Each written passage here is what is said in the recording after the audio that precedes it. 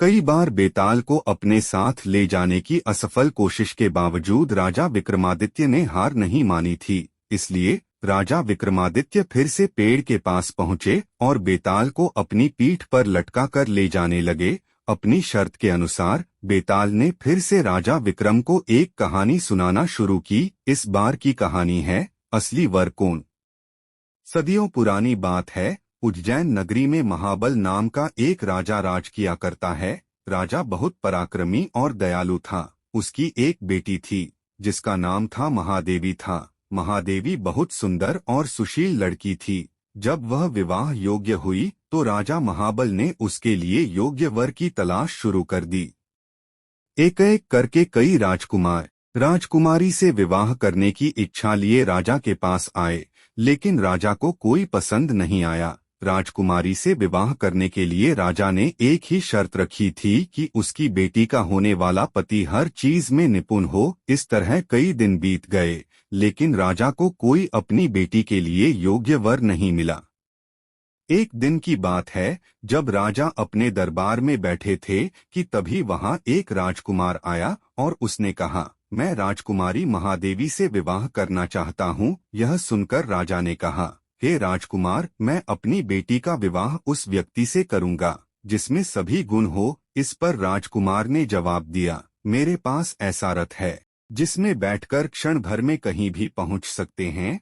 यह सुनकर राजा ने कहा, ठीक है, तुम कुछ दिन रुको, मैं राजकुमारी से पूछकर तुम्हें जवाब दूंगा। कुछ दिनों बाद एक और राजकुमार वहां पहुंचा।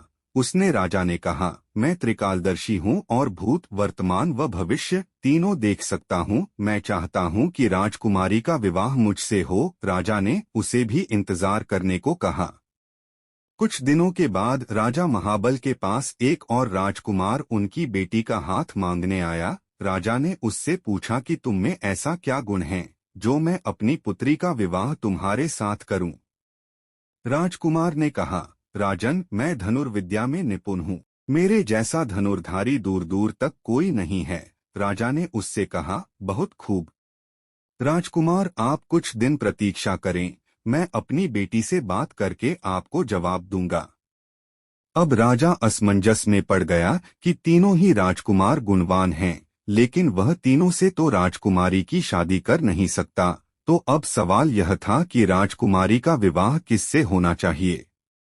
वहीं दूसरी ओर एक भयानक राक्षस राजकुमारी महादेवी पर नजर लगाए बैठा था और एक दिन मौका मिलते ही वह राजकुमारी को उठाकर ले गया। यह खबर जैसे ही महल में फैली तो राजा, रानी और तीनों राजकुमार एक जगह इकट्ठा हो गए।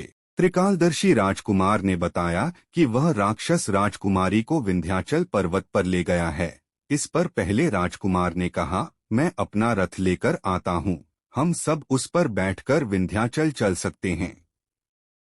तीसरे राजकुमार ने अपना तीरकमान निकाला और कहा, मैं उस राक्षस को मार गिराऊंगा। इसके बाद तीनों राजकुमार रथ पर बैठकर विंध्याचल पर्वत की ओर चल पड़े। उन्हें जैसे ही वह राक्षस दिखा तो धनुर्धारी राजकुमार ने कुशलता से उसका वध कर दिया और वो राकुमारी को बचाकर फिर से महल ले आए। इस कहानी को सुनाने के बाद बेताल ने राजा विक्रम से कहा, राजन, राजकुमारी को बचाने में तीनों राजकुमारों का योगदान था, तो अब तुम मुझे बताओ कि राजकुमारी का विवाह किससे होना चाहिए। राजन, मैंने सुना है कि तू हमेशा न्याय करता है, जल्दी उत्तर दे वरना तेरे सिर के टुकड़े टुकड़े कर दूंगा। इस पर राजा विक्रमादित्य ने उत्तर दिया कि राजकुमारी का विवाह धनुर्धारी राजकुमार से होना चाहिए, क्योंकि उसने राक्षस से लड़ाई करके राजकुमारी को बचाया और बाकी दोनों राजकुमारों ने केवल उसकी मदद की। बस फिर क्या था। जैसे ही राजा बोला, बेताल उसकी पीठ से उड़कर फिर से पेड़ पर जा लटका। कहानी से सीख, मुश्किल समय में साहस ही काम आता है, इसलिए मुसीबत को देखकर घबराएं नहीं, हमेशा साहस दिखाएं।